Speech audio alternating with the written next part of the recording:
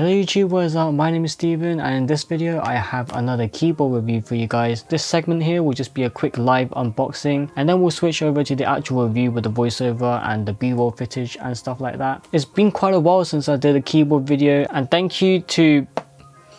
I still don't know how to say it. I'm just going to call it kemove because it's easier to say, but a big shout out to them. They were able to send me this keyboard for review. This is the DK63 63 key with dedicated arrow switches. I am a big fan of kemove because I personally bought their Snow Fox keyboard with my own money, and it is absolutely gorgeous. If you want to see the unboxing and overview for this video, I will link it in the card icon there. But this is an amazing keyboard, really nicely presented. So when they reached out to me asking me if I wanted to review this keyboard, I said yes straight away because I love the brand and I know that their keyboards are great. So that's why we are here with this keyboard. So there's not much going on the outside of the box, but when you open it up, the first thing you're presented with is the keyboard. It's not as elegant as the Snow Fox's unboxing and presentation, but that's okay because the price point of this keyboard, the DK63, is actually much lower than the Snow Fox. That is priced a little bit higher, so this is more budget friendly. So picking the keyboard up and holding in my hand is definitely really light, but at the same time feels really sturdy and really good. I love the look of the frame here, and also their subtle but yet a bold logo over here. So taking a look at the back, we can see that it says DK63 here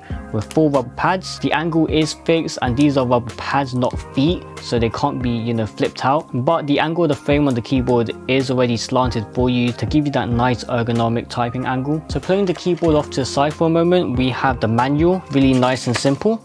Just one page, tells you how to use the function controls and tells you how to change the RGB lighting. And underneath this compartment here, we have the braided USB Type-C cable as well as the keycap remover here. The fact that it doesn't have a key switch remover should tell us that it is not hot swappable. So after taking the keyboard out of the plastic packaging, just for another quick look and first impression, the keyboard is definitely really sturdy with absolutely minimal flex. We can see that the USB Type-C port is on the left hand side on the top, so when you have it facing towards you, it will be right here. This keyboard does feature Bluetooth, and you can find it at the back over here. I'll touch a little bit more on the Bluetooth later. This is it for my first impression so far. I am pretty impressed, but yeah, look forward to the review guys a week later. Here you go. Here we go with the review guys. I've been using this keyboard for the past week and I finalized my thoughts for it. Coming off of my custom keyboard, the NK65 from Double Key, and moving on to the DK63, it took me a little while to get used to, but after a few hours it felt more natural. So starting off with the build and design, I really like the way this keyboard looks. It's very elegant, especially in the white color I have here. Some people might have a different opinion on the logo, but personally I quite like it since it adds a nice touch to the overall aesthetic.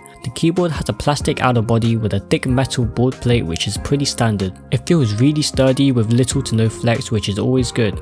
As I mentioned in the unboxing part of the video, the USB-C port is located on the top left of the keyboard, and it comes at a fixed angle with rubber pads on the back. The keyboard is already slanted for you to provide a nice ergonomic angle for the best typing experience, but for those of you who like to have the keyboard sit a bit higher or a bit lower, that's not possible with this one unfortunately. While this is a 63 key keyboard, it still maintains that sweet 60% form factor while providing you with dedicated arrow keys, so you don't have to hold down the function key each time. To make this possible, the shift key has been shortened to make room for the arrow key to fit in, and then the question mark key has been pushed off all the way to the right hand side.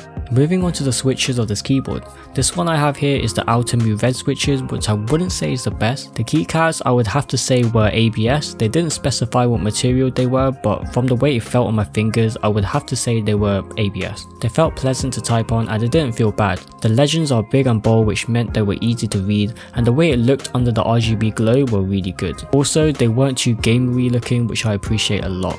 Back onto the switches though, I'm not a big fan of these outemu branded red switches that are on this board because they produce like a really loud and audible ping sound compared to gaterons. I'll have a sound test at the end of the video to demonstrate what I mean. That is not to say they're not great switches. They are really pleasant to type on and I've had no issue using them in the past week. I think it's just personal preference. I prefer gateron switches over outemu switches.